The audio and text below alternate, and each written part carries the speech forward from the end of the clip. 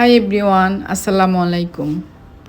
কম খরচে আর খুবই সহজ উপায়ে কীভাবে ডাইনিং টেবিলের ম্যাট বানানো যায় সেটা আজকে আমি আপনাদের সাথে শেয়ার করব। আশা করি আপনারা সবাই সাথে থাকবেন। তো আমি ম্যাটের লম্বা নিয়েছি 16 ইঞ্চি আর চওড়া নিয়েছি 13 ইঞ্চি।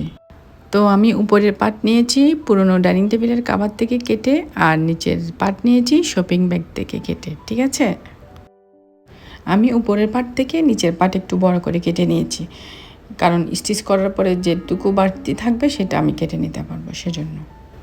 তো এখন আমি চারপাশে স্টিচ করে নিব। তো ম্যাটটি আমি রুলার ফুট দিয়ে স্টিচ করব, কারণ এইসব ম্যাটেরিয়াল রুলার ফুট দিয়ে স্টিচ করা অনেক সহজ। স্টিচ লেন্থ 4 আর প্যাটার্ন স্ট্রেট স্টিচে রেখে আমি ম্যাটটি স্টিচ করে নিচ্ছি।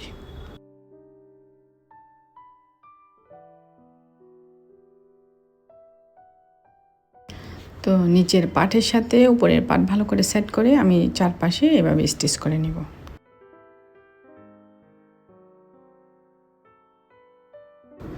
তো আপনারা আপনাদের পুরনো ডাইনিং টেবিলের কভার ফেলে না দিয়ে এভাবে ডাইনিং টেবিলের ম্যাট, ফ্রিজের হ্যান্ডেলের কভার, ফ্রিজের উপরের কভার বানিয়ে রিইউজ করতে পারবেন। ফ্রিজের হ্যান্ডেলের কভার, ফ্রিজের উপরের কভার কীভাবে বানানো যায় সেটা যদি আপনারা দেখতে চান তাহলে কমেন্ট বক্সে জানাবেন, আমি আপনাদের সাথে শেয়ার করব ইনশাল্লাহ।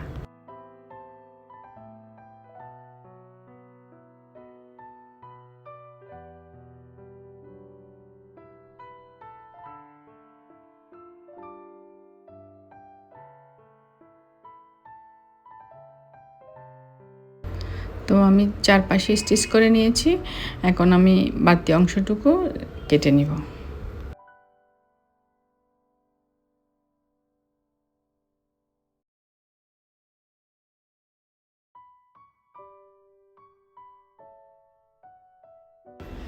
তো বাড়তি অংশ কাটিং করার পরে এখন আমি চারপাশে স্ট্রিপ লাগিয়ে নিব। দেখুন আমার স্ট্রিপটি আমি এভাবে ফোল্ড করে নিয়েছি, দেন আমি এখানে বসিয়ে এভাবে সেট করে পুরোটা স্টিচ করে নিব।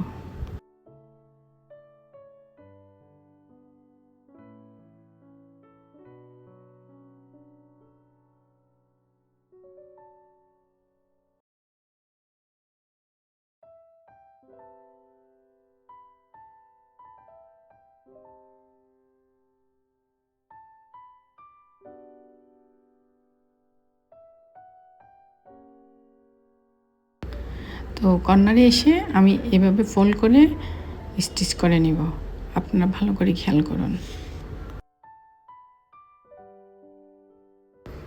তো মেশিন সম্পর্কিত প্রায় সব ধরনের ভিডিও আমার চ্যানেলে আপলোড করা আছে।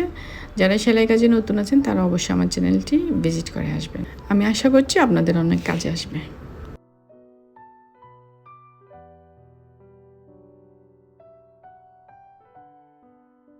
তো একইভাবে আমি চারপাশে স্টিচ করে নিচ্ছি।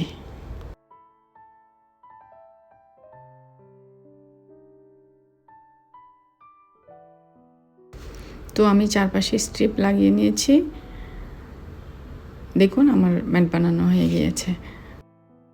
তো আমার ভিডিওটি যদি একটু ভালো লেগে থাকে তাহলে আমার চ্যানেলটি সাবস্ক্রাইব করবেন আর পাশে থাকা বেল আইকন প্রেস করে দিবেন। এতক্ষণ সাথে থাকার জন্য আপনাদেরকে অসংখ্য ধন্যবাদ। সবাই ভালো থাকবেন, সুস্থ থাকবেন। আল্লাহ হাফেজ।